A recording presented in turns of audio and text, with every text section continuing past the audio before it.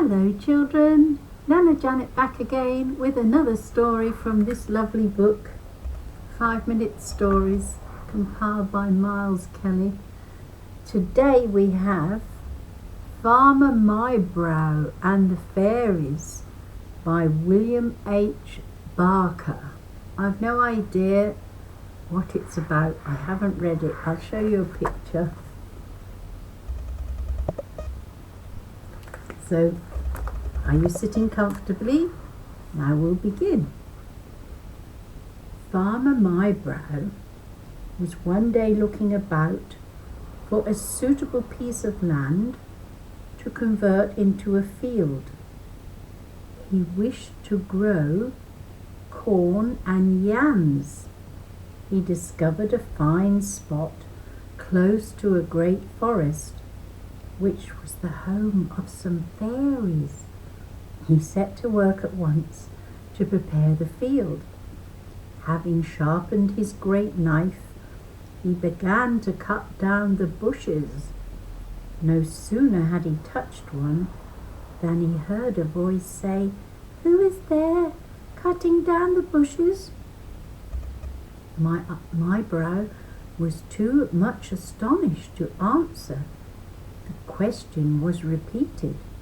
This time, the farmer realized that it must be one of the fairies, and so he replied, "I am MyBrow, come to prepare a field." Fortunately for him, the fairies were in great good humor. He heard one say, "Let us help Farmer MyBrow to cut down the bushes." The rest agreed. To MyBrow's delight, the bushes were all rapidly cut down with very little trouble on his part. He returned home exceedingly well, pleased with his day's work, having resolved to keep the field a secret even from his wife.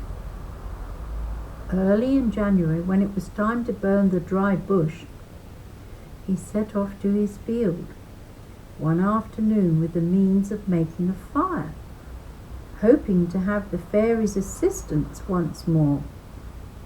He intentionally struck the trunk of a tree as he passed. Immediately came the question, "Who is there, striking the stumps?"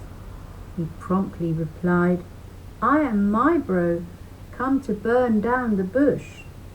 Accordingly, the dried bushes were all burned down, and the field left clear in less time than it takes to tell it. Next day, the same thing happened. MyBrow came to chop up the stumps for firewood and clear the field for digging. In a very short time, his faggots and firewood were piled ready while the field was bare. So it went on. The field was divided into 2 parts, one for maize and one for yams. In all the preparations, digging, sowing, planting, the fairies gave great assistance. Still, the farmer had managed to keep the whereabouts of his field a secret from his wife and neighbours. The soil having been so carefully prepared, the crops promised exceedingly well. MyBrow visited them from time to time and congratulated himself on the splendid harvest he would have. One day, while maize and yams were still in their green and milky state, MyBrow's wife came to him. She wished to know where his field lay, that she might go and fetch some of the firewood from it. At first, he refused to tell her.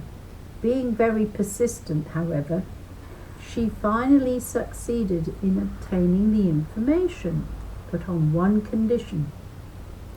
She must not answer any question that should be asked her. This she readily promised and set off for the field. When she arrived, There she was utterly amazed at the wealth of the corn and yam. She had never seen such magnificent crops. The maize looked most tempting, being still in the milky state, so she plucked an ear. While doing so, she heard a voice say, "Who is there, breaking the corn? Who dares ask me such a question?" She replied angrily, quite forgetting her husband's command. Going to the field of yams, she plucked one of them also. "Who is there picking the yams?" came the question again. "I, MyBrow's wife. This is my husband's field, and I have a right to pick." Out came the fairies. "Let us all help MyBrow's wife to pluck her corn and yams," said they. Before the frightened woman could say a word, the fairies had all set to work with a will, and the corn and yams lay useless on the ground, being all green and unripe. The harvest was now utterly spoiled.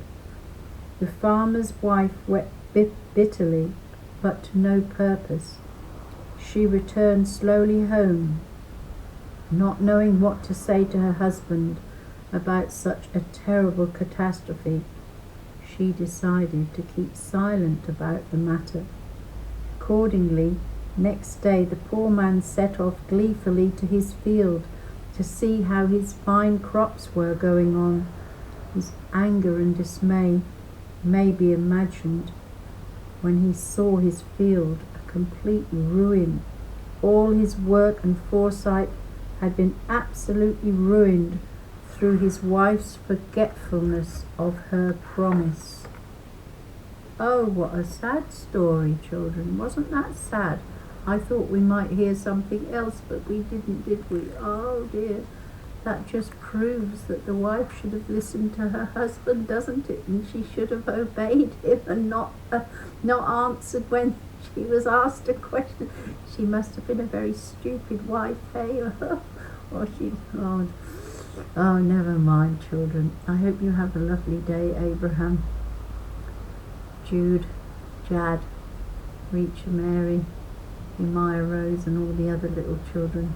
Oh dear, maybe we'll have to read. The next one is In the Castle of Giant Cruelty, so Lord knows what that's about. So maybe we'll do that as well. I don't know what section of the book this is because I've not been this far in it before. All right then, God bless you. Bye bye for now. I'll read you another one in a minute.